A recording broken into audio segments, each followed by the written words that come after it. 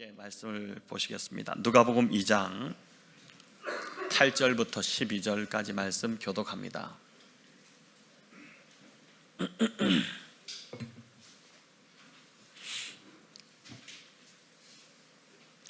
누가복음 2장 8절부터 12절, 제가 8절 먼저 읽겠습니다.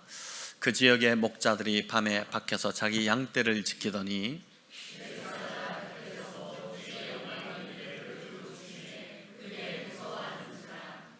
천사가 이르되 무서워하지 말라. 보라, 내가 온 백성에게 미칠 큰 기쁨의 좋은 소식을 너희에게 전하노라.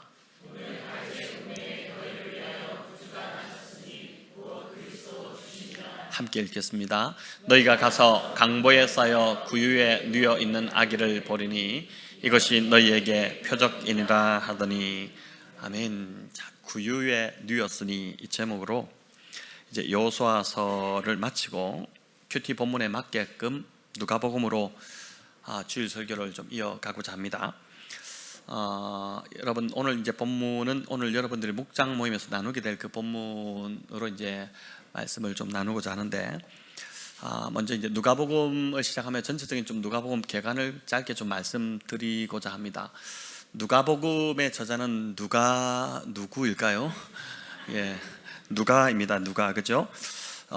영어로 이제 루크라고 이제 하는 이름인데, 누가는 이제 헬라인이었고 의사였으며 동시에 역사가였습니다. 이 정도 되면 굉장히 높은 수준의 교육을 받은 사람이라는 것을 알 수 있습니다. 신약 성경에 누가가 쓴 이 누가복음 외에 하나가 더 있는데 그게 뭔지 아십니까? 사도행전이죠. 우리 사도행전 1장 1절과 2절을 같이 한번 읽어보겠습니다. 데오빌러여, 내가 먼저 쓴 글에는 무릇 예수께서 행하시며 가르치시기를 시작하신부터 그가 택하신 사도들에게 성령으로 명하시고 승천하신 날까지의 일을 기록하였노라. 아멘. 여기 보니까 내가 먼저 쓴 글에는 이렇게 하는데, 먼저 쓴 글은 예수님의 나심부터 승천하신 날까지의 일을 기록한 내용입니다. 뭘 말할까요? 누가복음이죠. 네, 누가복음인데 이 누가복음을 여기 나오듯이 데오빌로라는 사람에게 써보냈습니다. 자, 이 데오빌로라는 인물은 누가복음 이제 1장에도 그래서 언급이 되는데, 우리 누가복음 1장 1절부터 3절 같이 읽겠습니다. 우리 중에 이루어진 사실에 대하여 처음부터 목격자와 말씀에 일꾼된 자들이 전하여 준 그대로 내력을 저술하려고 붓을 든 사람이 많은지라. 그 모든 일을 근원부터 자세히 미루어 살핀 나도 데오빌로 각하에게 차례대로 써 보내는 것이 좋은 줄 알았노니. 아멘. 자, 여기 보니까 데오빌로 각하, 여기도 나옵니다. 각하라는 호칭은 아무한테나 붙이지 않죠. 이 호칭을 붙인 것을 볼 때 로마의 왕족이었거나 아주 높은 자리에 있었던 인물이었을 것으로 봅니다. 그 사람에게 이 누가가 예수님에 대한 행적을 전하고자 기록한 내용, 그게 이제 누가복음이고, 누가복음의 후속편으로 사도행전을 써서 데오빌로 각하에게 보낸 것입니다. 자, 그럼 데오빌로는 누구일까요? 이 데오빌로가 누군지는 정확하지 않습니다. 이 데오빌로라는 이름도 본명이 아니라 가명입니다. 아마도 로마 왕족 중에 누군가가 복음을 받아들였고 예수님을 믿기 시작했는데, 예수님에 대해서 더 알기 원해서 당시 이제 이 역사가였던 또 예수님의 제자였던 누가에게 요청을 했던 것으로 봅니다. 자, 그렇게 해서 나온 책이 누가복음이고 또 사도행전입니다. 자, 그럼 이 사람은 왜 본명이 아닌 가명을 썼을까요? 기독교 박해가 아주 심하던 때였기 때문입니다. 박해로 인해 자신의 신분을 밝혔다가는 위험에 처할 수 있었기 때문에 데오빌로라는 가명을 쓴 겁니다. 자, 그럼 데오빌로, 이게 헬라어인데 뭘까요? 테오필루스라는 이제 헬라어인데, 데오는 코람데오 할 때 데오입니다. 이제 하나님 앞에서 할 때 이제 하나님이라는 뜻이죠. 데오가. 필루스는 필레오, 우리 사랑의 또 어떤 아가페, 필레오 이런 사랑을 논할 때 나오는 그 사랑이라는 단어인데 이제 우정이라는 뜻이죠. 그래서 이제 데오빌로 이러면 하나님의 벗이라는 뜻입니다. 하나님의 벗이라고 불릴 정도였으니 이 사람은 신앙심이 매우 두터웠을 것으로 그렇게 봅니다. 그래서 누가복음은 이제 이 데오빌로 이방인에게 보낸 이방인들을 위해 기록된 복음서라고 할 수 있습니다. 누가복음의 저자인 누가가 신약성경 저자 중에서도 유일한 이방인이기도 합니다. 당시 이제 복음이 유대인을 넘어서 헬라 세계로 막 퍼져 나가기 시작했는데, 마태복음 같은 경우는 이제 유대인들을 위해서 기록된 복음이죠.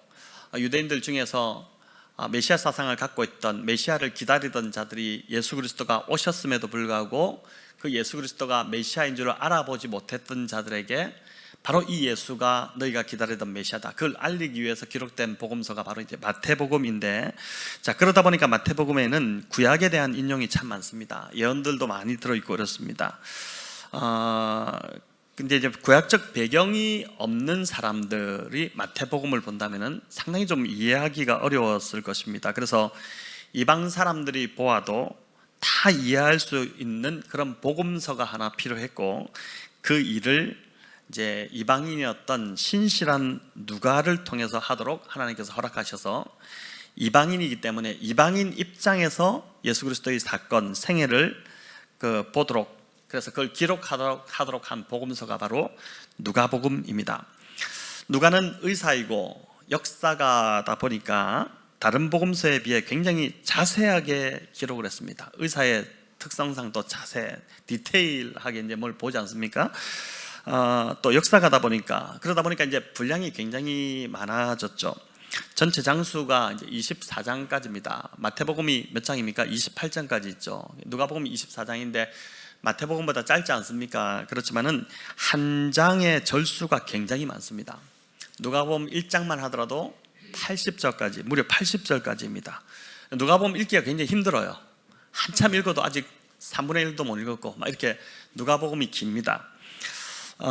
그래서 이제 누가복음과 이 누가가 쓴 누가복음과 사도행전을 합치면 신약 성경이 총 27권인데 27권의 4분의 1이 넘는 분량이 바로 누가복음과 사도행전입니다. 바울이 서신서 13권을 각 교회들에게 보낸 여러 서신서들을 13권을 썼는데, 이 13권의 분량과 거의 맞먹을 정도의 분량이 누가가 쓴 누가복음과 사도행전입니다. 얼마나 자세하게 썼는지 아시겠죠? 3장만 보더라도 이번 주 묵상하셨을 텐데 그 디테일이 참 굉장한데, 우리 3장 1절 2절을 같이 한번 읽어보겠습니다.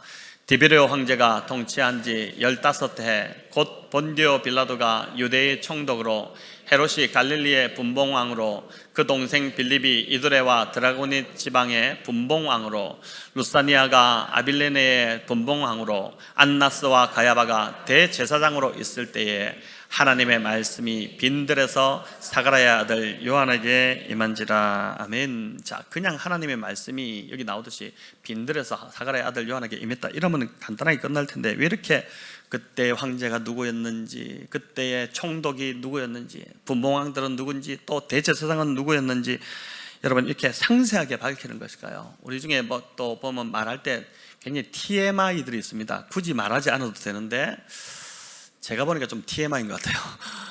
구체적으로 막 다 이야기하고 이렇게 하는데, 누가복음이 이방인들을 위해 기록된 복음서이기 때문에 이렇게 구체적인 실제 역사를 기록함으로 예수님의 이야기가 꾸며낸 허구가 아니라, 지어낸 이야기가 아니라 사실이라는 것을 밝히고자 하는 것입니다. 자, 그래서 누가복음은 처음 믿는 자들이 읽으면 참 좋은 복음서라고 할 수 있습니다. 마태, 마가, 누가, 요한복음, 또 요한복음을 많이 추천하기도 하지만, 누가복음 같은 경우는 설명이 쉽고 설명이 자세하다 보니까 쉽겠죠. 그리고 또 구체적이기 때문에 처음 믿는 자들이 이 누가복음을 읽으면은 도움을 받을 수 있습니다. 누가복음은 특별히 이제 예수님의 인성에 대한 강조가 많습니다. 예수님이 신성과 인성을 다 가지고 계시지 않습니까? 근데 특별히 이제 누가복음은 인성에 대한 강조가 많이 나오는데, 예수님의 그 인간적인 모습, 예수님의 탄생, 소년기, 예수님의 눈물, 기도, 죽으심, 그리고 이제 식사하는 장면들이 특별히 많습니다. 누가복음에 정말 예수님이 먹는 이야기가 많이 나옵니다. 인간적인 그 인성의 모습을 이제 많이 담으려고 했던, 왜냐하면 이제 이방인들에게 예수님을 전해야 되기 때문에 이제 그랬던 것 같습니다. 자, 이제 오늘 본문을 함께 살펴보는데, 앞으로 이제 누가복음을 조금씩 그 주에 맞게끔 좀 그렇게 말씀으로 나누려고 하는데, 오늘 본문은 사복음서에서 예수님의 성탄일을 이제 지금 오늘 보여주고 있는데, 이 예수님의 첫 성탄일에 대한 묘사는 누가복음 2장이 유일합니다. 마가복음과 요한복음은 아예 성탄 이야기를 다루지 않습니다. 또 마태복음은 동방박사의 방문 이야기가 나오지만 이는 성탄일이 아닌 상당히 시간이 지난 후에 있었던 일입니다. 이전에 우리가 성탄 카드를 주기도 하고 받기도 하고 이렇게 하면서 성탄 카드에 나온 그 그림이 동방박사들과 목자들이 함께 예수님을 뵙고 경배하는 그런 그림들이 나와 있어서 많은 사람들이 예수님이 탄생하셨을 때 목자뿐 아니라 동방박사도 함께 그 첫 성탄일에 있었던 것으로 그렇게 알고 있는데, 잘못 알고 계신 것입니다. 말씀을 자세히 좀 보다 보면 목자들은 마국간으로 방문을 했고 동방의 박사들은 집으로 찾아왔습니다. 이 둘 사이에는 몇 달 또는 좀 길게는 한 2년 정도의 간격이 있습니다. 아마 처음 아셨다는 듯이 지금 이제 놀라시는 분들이 있는데, 그런 시간차를 두고 있습니다. 셰퍼드 라이프에서 저하고 이 부부 이 과정을 배우셨던 분들은 아마 아시겠지만 성경을 자세히 보면 동방박사와 목자들이 첫 성탄일에 함께 있지 않았습니다. 첫 성탄의 기쁜 소식은 다름 아닌 들에서 양떼를 지키던 그 목자들에게 전해졌습니다. 자, 그럼 우리나라 최초로 크리스마스를 기념하고 크리스마스 트리가 장식된 때는 언제였을까요? 크리스마스가 뭐 지났지만 크리스마스 때 저희 교회도 장식을 하고 또 집집마다 장식을 하고 또 크리스마스를 기념하고 또 뭐 식사를 하고 뭐 이렇게 하지 않습니까? 그런데 우리나라 최초로 크리스마스를 기념하고 크리스마스 트리가 장식된 때가 있었습니다. 일전에 제가 성탄절 설교 때 한번 언젠가 말씀을 드리기도 했었는데, 1886년 12월 24일 한 130년 정도 더 되나요? 크리스마스 이브에 이화학당에서였습니다. 이때가 이화학당이 설립된 그 해, 설립되던 해 겨울 크리스마스였는데, 감리교 선교사였던 스크랜턴 여사가 이제 이화학당을 세우고 그의 성탄절 이브에 이 땅에 최초로 그 학교에 크리스마스 트리를 만들고 학생들을 위해 크리스마스 파티를 열고 성탄절 선물을 나누어 준 것입니다. 이화학당은 뭐 잘 아시다시피 오늘날의 이화여고와 또 이화여대에 이제 전신이 된 학교인데, 지금은 공부를 잘하는 학생들이 들어가는 뭐 명문대 학이 되었지만 학교가 세워질 당시만 해도 그렇지 않았습니다. 당시 이제 아펜젤러가 세웠던, 이분도 이제 감리교 배경의 선교사님인데, 그 남자 학교였던 배제학당이 상당히 인기가 높아져 있던 때였습니다. 당시 이제 개화기였기 때문에 과거 제도가 유명무실해지기 시작했고, 양반층의 자제들이 뭔가 입신양명을 할 기회를 찾는데, 그 길들을 찾는데, 당시 이제 서양 학문, 특히 영어를 배우는 것이 이 땅에서 좀 잘 될 수 있는 기회다, 그런 생각이 널리 퍼져 있어서 배제학당에 선교사가 세웠던 그 학당의 인기가 상당히 높아져 있었습니다. 반면 이 이화학당은 선교사가 세운 또 영어를 가르치는 학교였지만은 이제 학생 모집이 참 쉽지가 않았습니다. 왜냐하면 여자 학교였기 때문에, 여학교 때문에 그런 거죠. 당시 양반층이 더 여성의 사회적 활동에 굉장히 좀 보수적이었기 때문에 이제 폐쇄적이었죠. 그러다 보니까 이 스크랜턴 여사가 양반층을 처음에 모집을 하려고 했는데 모집이 안 되니까 안 되겠다 싶어서 하층민의 여자아이들 중에 입학생을 이제 찾기를 시작했고, 그래서 그렇게 이화학당에 최초로 들어온 학생 중에 하나가 바로 콜레라에 걸려가지고 부모로부터 길거리에 버려졌던 아이가 그 학교에 첫 입학생으로 들어오게 됩니다. 당시 전염병이 돌면 우리가 코로나 때도 경험했지만은 특별히 이제 하층민 여자 아이들이 가장 큰 피해를 그 당시 입었다고 합니다. 가난한 집 아이들이 전염병에 걸릴 경우 제사를 모실 그 남자 아이는 어떤 방법을 동원해서라도 이제 부모가 살려보려고 했지만, 여자 아이 같은 경우는 가족에게 이 전염되면 안 되니까 걸리면은 바로 그냥 갔다가 버리든지 아니면은 환자들이 모인 깊은 산 속에 그냥 갖다 버리는 경우가 허다했다고 합니다. 그렇게 전염병에 걸려 버려진 여자아이가 이화학당의 첫 학생이었습니다. 혹시 이화여대를 졸업하시고 이 자리에 앉아 계신 분이, 또 이 역사를 알고 계신 분이 있으실지 모르겠는데, 또 이제 첫 학생 중에는 시집 온 지 얼마 안 돼서 남편이 죽어버린 젊은 과부도 있었고, 먹고 살기 위해 장녀가 되거나 기생이 된 그 여자 아이들, 어린아이들이, 그런 아이들도 있었습니다. 지금의 이화여대의 그 명문 이미지와는 너무 다르게 이화학당의 이 첫 학생들은 장녀, 과부, 버림받은 여자아이들, 또 병 걸린 아이들, 그리고 이화학당에서 일하는 그 일꾼들의 딸들, 그들이 대부분의 그 첫 학생을 이뤘다는 것입니다. 바로 이런 여성들을 위해 스크랜턴 여사, 이 선교사가 성탄 트리를 만들고 선물을 나누어 주었던 것이죠. 이 땅의 그 첫 성탄의 그 기쁨을 누렸던 자들이 바로 그 당시 가장 하대받던, 가장 천시받던 여성들이었다는 사실, 이 사실은 이 성탄의 복음, 예수님이 이 땅에 오심이 얼마나 복된 것인지, 얼마나 이 아름답고 좋은 소식인지를 잘 보여준다고 할 수 있습니다. 여러분, 인류 역사의 첫 성탄절도 마찬가지였습니다. 인류 첫 성탄의 기쁜 소식을 전해들었던 자들, 그들은 다름 아닌 목자들이었습니다. 우리 8절과 9절 같이 읽습니다. 그 지역의 목자들이 밤에 밖에서 자기 양떼를 지키더니 주의 사자가 곁에 서고 주의 영광이 그들을 두루 비추매 크게 무서워하는지라. 아멘. 자, 당시 목자는 가장 깊이 업종 중에 하나였습니다. 일이 보통 고되지 않았기 때문입니다. 밤에 양떼를 지켰다는 건 그건 야근을 했다는 뜻입니다. 그렇지 않습니까? 이제 양떼를 지키기 위해서 밤을 새면서 이제 야근을 했는데, 인생의 재미가 별로 없던 자들, 그들이 바로 목자들이었습니다. 딱히 기술도 없고 배운 것도 없었습니다. 동방박사는 그래도 박사라는 타이틀이라도 가졌지만은 이들은 내세울 것 하나 없었습니다.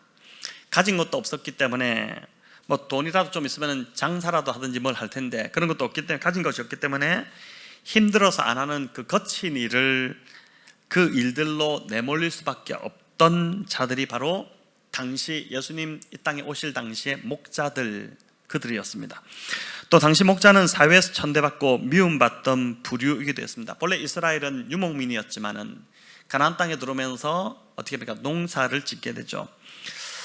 농사가 점점 더 주업이 되면서 이 목자들은 자연스레 주변부로 밀려나는, 사회적으로 이제 사회 주변 인생, 변두리 인생이 되는 그런 자들이 되었습니다. 또 양들이 종종 농산물에 피해를 입히는 사례가 많아지다 보니 이 목자들을 늘 손가락질 당하고 사람들 뒤에서 이제 눈총 받고 또 미운털이 박히고 천대받는 그런 신세로 전락했던 그런 직업군, 그런 대상들이, 그런 부류가 바로 목자들이었습니다. 또 아기 예수님을 뵈러 갈 때도 이 동방의 박사들은 어떻게 왔습니까? 그냥 빈손으로 오지 않았죠. 황금이나 모략 같은 아주 상당히 고급스러운 예물을 준비했는데, 성경에 보면 목자들은 선물 하나 가지지 않고 그냥 빈손으로 주님을 뵈러 갔던 것을 보게 됩니다. 오늘날 아기가 태어나면 옷이라도 사고 이렇게 그런 거라도 해야 되는데, 그런 센스, 물론 뭐 그 당시 뭐 옷 파는 가게는 없었겠지만은 그런 센스, 그런 눈치도 없고 세상적 매력도 없고 별 볼 일 없었던 자들, 그들이 바로 목자들이었습니다. 그런데 놀라운 사실은 이 첫 성탄의 큰 기쁨의 소식이 바로 다른 어떤 사람들이 아니라 이렇게 그 당시 가장 부족하고 천대받던, 가장 천대받던 목자들에게 임했다는 것입니다. 예수님이 탄생하신 건 인류 역사에서 가장 큰 기쁨의 소식이었죠. 이보다 좋은 소식은 없습니다. 인류 역사를 통틀어서 하나님이 아기의 몸으로 이 땅에 오셨다, 예수님이 오셨다는 이 소식, 이것보다 더 큰 소식은 없는데 그 놀라운 소식을 왕궁에 있는 왕들이나 귀족들이나 또는 성전에 있던 그 대제사장이나 제사장들에게, 종교 지도자들에게 전한 것이 아닙니다. 그저 사람들에게 천대받던 하찮은 인생을 살아가던 목자들에게, 여러분 그 목자들에게 이 소식이 전해졌다는 것이 하늘의 소식. 여러분 집에서 뭐 자녀들이나 또는 내가 좋은 일이 생겼을 때, 회사에 승진했다든지, 여러분 어떻게 하면 누구에게 가장 먼저 알립니까? 가족들에게, 또 좋은 사람들에게 먼저 알리잖아요. 가장 관심 없던, 관심 받지 못하던 사람들에게 이 소식이 천사가, 하나님이 그 소식을 천사를 통해서 전하신 것이죠. 전해졌다는 것이 대단히 놀라운 일이라는 것입니다. 근데 예수님의 육신의 부모였던 요셉과 마리아도 마찬가지였죠. 요셉이 살던 갈릴리 나사렛, 여러분 이 나사렛이 유명한 동네가 아니었습니다. 우리는 지금 성경을 읽으면서 나사렛 대단히 유명한 것 같지만은 당시에 갈릴리에 63개의 대표되는 마을들이 있었는데 그 마을에도 없던, 마을 측에도 들지 못하던 곳이 바로 아주 작은 동네가 요셉과 마리아가 살던 그곳에서 바로 목수로 살아가던 자가 예수님의 육신의 부모였습니다. 너무 가난하고 너무 평범해서 세상에 볼 때 참 한심해 보이는 사람이 바로 요셉과 마리아였습니다. 아기 예수님이 메시아임을 알아보았던 시몬과 안나도 마찬가지였죠. 이번 주 묵상하시면서 이제 본문을 보셨을 텐데 이 누가복음 2장 25절부터 시몬과 안나의 이야기가 나옵니다. 이들 역시 세상의 눈으로 볼 때는 초라하게 그지없는 참 한심한 인생들이었습니다. 안나는 결혼하고 7년 만에 과부가 되어 84세가 되도록 가족 없이 그저 성전에서 어떻게 보면 연명하는, 성전에서 잔심부름 시키면 그 심부름 도와주고 또 기도하고 먹을 것이 없으면 때로 금식하고 그렇게 지내던 참 초라한 한 할머니에 불과했습니다. 이처럼 누가복음 2장에 나오는 그 예수님의 성탄과 관련된 인물들은 보니까 하나같이 보잘것 없습니다. 세상의 기댈 언덕이라고는 하나 없는 참 그런 자들처럼 보입니다. 들판에서 양을 치던 목자들, 가난했던 요셉과 마리아, 또 시몬과 안나의 이 처지는 제가 앞에서 말씀드렸던 이화 학당의 그 첫 입학생들의 처지와 참 너무 비슷해 보이지 않습니까? 그런데 오늘 본문을 가만히 들여다보니까 이들의 삶의 모습과 너무나 닮아있는 한 물건이 나옵니다. 이 물건이 무려 본문에서 3번이나 반복되는데 이 물건이 뭔 줄 아시겠죠? 바로 대답을 하셔야죠. 바로 구유입니다. 구유. 예. 자, 7절에 보면 구유에 누였으니, 또 12절에 구유에 누여 있는 아기를 보리니, 16절에 구유에 누인 아기를 찾아서 이렇게 됩니다. 그냥 아기를 볼 것이다 이렇게 하면 되는데, 또 그냥 아기를 찾으라고 하면 되는데 왜 하필 구유에 누인 아기를 강조하는 것일까요? 이 누가복음의 저자인 누가가 아주 의도적으로 구유를 지금 자꾸 부각시키고 있습니다. 여러분 구유가 뭘까요? 저도 어릴 때 시골에 이제 할머니 집에 가면은 구유를 이제 봤는데 소 여물통 같은 거, 말 밥그릇이고 말 밥통이죠. 그래서 구유는 절대 깨끗하지 않습니다. 빛나고 향기 나는 구유를 보신 적이 있으십니까? 그렇지 않죠. 구유는 늘 짐승들이 밥을 먹는 밥그릇이기 때문에 냄새나고 더럽고 음식 찌꺼기가 덕지덕지 붙어있는 그게 구유입니다. 우리 12절 읽어볼까요? 너희가 가서 강보에 서서 구유에 누워있는 아기를 보리니 이것이 너희에게 표적이니라 하더니, 자, 이 구절은 하나님의 천사가 목자들에게 성탄의 소식을 전해주면서 한 말인데, 구유에 누워있는 아기를 보는 것이 너희 목자들에게 표적이 된다고 합니다. 동방박사들에게 별이 표적이 되었던 것처럼 이 구유에 누워있는 아기가 너희에게 표적이 된다 이렇게 하죠. 아기가 메시아이면 화려한 침대에 누워 있어야지 정상이지 않겠습니까? 그런데 말구유에 누웠습니다. 말구유에 누운 아기를 세상에 본 적이 있으십니까? 역사를 보더라도 말구유에 누워있는 아기는 예수님이 전무후무한 처음밖에 없을 것입니다. 여러분, 어떤 부모가 아기가 막 태어났는데 더럽고 냄새나는 지저분한 말구유에 누이겠습니까? 오늘도 이제 어린 아기들을 데리고 와서 잠옷이라도 계시고 한데, 저 어린 아기들을 태어나자마자 말구에 이렇게 한번 누워보자. 주님도 누우셨는데 너도 누워야지. 이렇게 하고 누이는 부모는 없지 않겠습니까?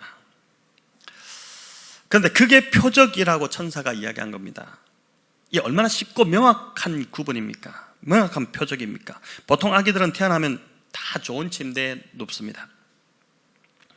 부부가 임신을 하면 아기가 나올 날을 기다리면서 준비를 합니다. 자녀가 장성해서 다 출가한 우리 가정, 나이가 지금 드신 우리 성도님들도 아마 첫 아기가 태어날 때 그 첫 아기를 준비했던 그 기억은 여전히 생생하게 기억을 하고 계실 텐데, 아기방을 꾸미고 또 어떤 서재를 아기방으로 이렇게 꾸미기도 하고, 또 아기 침대를 준비하고 모비를 이렇게 사서 달기도 하고, 또 장난감을 준비하던 그때의 기억이 다 이제 떠오르실 것입니다. 돈이 없어도, 돈이 들어도 좋은 곳을 마련하려고 아마 하셨을 텐데, 그 부모의 마음이지 않습니까? 그런데 이 아기 예수님은 정반대입니다. 전혀 반대죠. 아기가 말도 안 되게 지금 말구유에 누워있으니 금방 구분이 되는 겁니다. 신기하다. 어떻게 저 재밌게도 말구유에 애가 누워있냐, 이렇게 되는 거죠. 이 이상한 현상을 보고 그것을 표적 삼아서 그 아기가 구세주 메시아임을 알라고 한 것입니다. 천사가 다른 표적을 제시할 수도 있지 않았을까요? 왜 하필 그 구유에 누인 아기였을까요? 오늘로 말하면 큰 흰색 곰 인형이 머리맡에 놓여있는 그 아기를 보거든 그 아기가 구주임을 알라, 이런 다른 표징을 보여주었을 때도, 그 다른 표징을 정해주었을 수도 있었을 텐데, 왜 천사는 구유에 누워있는 아기를 구세주의 표징으로 그렇게 제시를 했을까요? 왜 그랬을 것 같습니까? 한 번도 이런 생각을 안 해보다가 오늘 지금 설교를 들으니까 왜 그랬지 진짜? 이런 생각이 드시나요? 여러분, 구유의 이미지가 목자들의 이미지와 너무 닮아 있었기 때문입니다. 구주 메시아가 말구유에 누워 계신 그 이상한 현상만큼이나 진짜 이상한 일이 벌어졌는데, 그것은 바로 온 백성에게 미칠 가장 큰 기쁨의 소식이 다른 누군가가 아니라, 다른 대단히 잘 나가는 사람들, 유명한 사람들이 아니라 바로 구유처럼 아주 누추하고 보잘것없고 밑바닥 인생을 살던 목자들에게 전해졌다는 것입니다. 이게 닮아 있다는 것이죠. 여러분, 우리나라에 가장 먼저 성탄의 소식과 성탄 트리가 전해진 것, 왕실에 있는 왕들이 아니었습니다. 무슨 그 당시 조선 말이지 않겠습니까? 그런 사람들이 아니라, 고관들이 아니라 바로 이하학당에 버림받았던 그 소녀들, 과부들, 전염병 걸린 그 소녀들, 또 기생으로 어릴 때부터 돈 벌기 위해 나갔던 참 불쌍한 우리 어머니이기도 한, 그렇지 않습니까? 그들이 그 첫 학생들에게 하나님께서 은혜를 베푸셔서 성탄의 선물과 성탄 트리와, 우리나라 처음 보는 그 성탄 트리와 이걸 전해줬다는 것이죠. 여러분, 이사야 42장에 여호와의 종의 모습이 나옵니다. 뭐라고 나오냐면은 상한 갈대를 꺾지 아니하시고 꺼져가는 등불을 끄지 아니하시는 분으로 메시아를 소개합니다. 여러분, 갈대는 고대 근동에서 굉장히 유용한 재료였죠. 갈대로 집을 짓기도 하고, 갈대로 무슨 집을 지을 수 있나? 갈대로 집을 짓기도 하고, 이제 태국의 이제 치앙마이 산족, 소수부족 산족에 올라가 보면 거기도 갈대 같은 거로 이렇게 집을 지었어요. 근데 갈대로 또 조그만 배를 만들어서 타기도 하고 그랬습니다. 그러나 갈대가 상하면, 이 갈대가 유용하지만 이 갈대가 상하면 정말 아무짝에도 쓸모없는 재료가 바로 갈대였습니다. 갈대는 불에 뗄감으로도 쓸 수 없어요. 불에 넣으면 금방 다 타서 없어져 버리기 때문에 그런 것이죠. 또 꺼져가는 등불도 마찬가지입니다. 등불이 빛을 잃으면 어떻게 될까요? 아주 거추장스러운 그 등불, 그 집에 둬봤자 거추장스러운 집만 되죠. 빛이 들어와야지 그 역할을 하는 것이지 않습니까? 그런데 메시아로 오시는 그 종은 상한 갈대를 꺾지 않고 꺼져가는 등불을 끄지 아니함으로 정의를 시행할 것이다. 이사야가 그렇게 예언을 했습니다. 이와 학당의 초대 학생들이었던 이 버림받은 소녀들, 과부들, 병든 자들, 그들이야말로 어떻습니까? 꺼져가는 등불이고 또 상한 갈대와 같은 자들이었죠. 세상의 눈으로 보면 아무짝에도 쓸모없고 가치 없는 자들이었습니다. 또 오늘 본문에 나오는 그 시대에 가장 천대받던 이 목자들도 한마디로 상한 갈대 같고 또 꺼져가던 등불 같은 자들입니다. 이들이 바로 본문의 말구유, 이 구유와 너무 닮아 있다는 것입니다. 냄새나고 지저분하고 깨끗하지 않고 찌꺼기가 덕지덕지 묻어 있는 자들입니다. 그래서 사람들이 다 기피하는 인생들입니다. 가까이 하고 싶지 않고 함부로 막 대해도 될 것 같은, 함부로 막 짓밟아도 될 것 같은 그런 자들입니다. 그런데 말도 안 되게 그런 구유 같은 인생들 안에 구주 예수님이 가장 먼저 찾아오셨다는 거예요. 다른 세상에 잘 나가는 사람들 다 제쳐두고 정말 구유 같은 밑바닥 인생을 살아가던 자들에게 우리 주님이 가장 먼저 찾아오셨다는 것이죠. 그 아기 예수님의 탄생을 가장 먼저 보고 경배했던 자들, 그들이 바로 구유 같던 목사들이었습니다. 사람들이 다 기피하는데 주님은 그런 인생 가운데 친히 찾아오신 것입니다. 오늘 본문 20절은 아기 예수님을 만나 뵌 목자들의 반응이 나옵니다. 우리 같이 한번 읽어볼까요? 목자들은 자기들에게 이르던 바와 같이 듣고 본 그 모든 것으로 인하여 하나님께 영광을 돌리고 찬송하며 돌아가니라. 아멘. 목자들이 하나님께 영광 돌리며 찬송하며 돌아갔다 하는데 왜 그랬을까요? 선사들이 전해준 그 구주 메시아를 배웠기 때문입니다. 그런데 그보다 더 근본적인 또 더 큰 이유가 있는데, 그 이유는 바로 말구유에, 그 구유에 누이신 예수님을 배울 때, 그 아기 예수님을 배울 때 구유 같은 내 인생에 구주 예수님이 찾아오셨다는 그 사실을 깨닫게 된 것입니다. 그 은혜가 깨달아지니 찬송이 절로 나오고 하나님께 영광을 돌리게 된 것이죠. 여러분, 저와 여러분이 처음 예수님을 만났을 때 그때의 모습을 생각해 보시면 됩니다. 완전히 밑바닥, 어떤 사람마다 다 주님을 만났을 때의 그 경험이 다 다르시겠지만 대부분은 그 어떤 밑바닥 상황에서, 죽을 수밖에 없는 어떤 상황에서 그때 주님이 찾아오시잖아요. 그러면서 정말 이 하찮은, 이 가치 없는 나를 위해 주님이 십자가에서 나를 위해 대신 돌아가셨다는 것, 그 주님에 대한 그 사랑이 깨달아질 때 어떻게 됩니까? 자연스럽게 그냥 눈물이 흐르고 찬송이 나올 수밖에 없고 하나님께 영광을 돌릴 수밖에 없는, 목사들이 똑같은 경험을 하게 된 것입니다. 오늘 이 말씀을 듣는 우리 모든 성도님들도 이 사실을 더 깨닫고 목자들처럼 하나님께 영광 돌리고 찬송하며 돌아가는 일들이 있기를 축원합니다. 감사하게도 우리들 대부분은 해록 같은 삶을 사는 자들이 거의 없습니다. 헤롯이 대단히 이제 사치스럽게 살았다고 합니다. 근데 이제 우리들 중에서 별장을 따로 갖고 계신 분들이 있으신가요? 제가 알기로 저희 교회는 거의 뭐 그런 거 없이 살아갑니다. 하루하루를 그냥 평범하게 살아가시는데, 헤롯같이 사는 자들이 없다는 것이 참 감사합니다. 또 예루살렘에 콧대 높은 이 종교 지도자들 같은 자들도 없습니다. 다들 겸손하고 다들 막 그냥 평범하게 우리가 살아갑니다.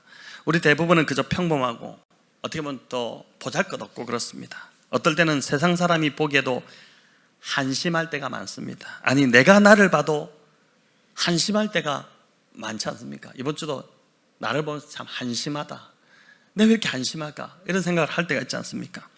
이번 한 주도 열등감에 시달리기도 하고 또 무능력하다는 생각에 수시로 사로잡혔을 것입니다. 그래서 더 움츠러들기도 하고 가치 없다는 생각이 나를 괴롭히기도 했을 것입니다. 여러분, 그런데 어쩌겠습니까? 우리 하나님은 실패한 자들, 경쟁에서 뒤처진 자들, 낙담하고 좌절해 있는 자들, 주눅들고 두려움에 잡혀 있는 자들, 실패감에 젖어 있는 자들에게 더 마음이 쓰이십니다. 이것이 하나님의 성품이고 그분이 바로 우리의 아버지 하나님이십니다. 부한 마음, 높아진 마음, 자신감으로 가득 찬 마음에는 절대 아기 예수가 누일 수 없습니다.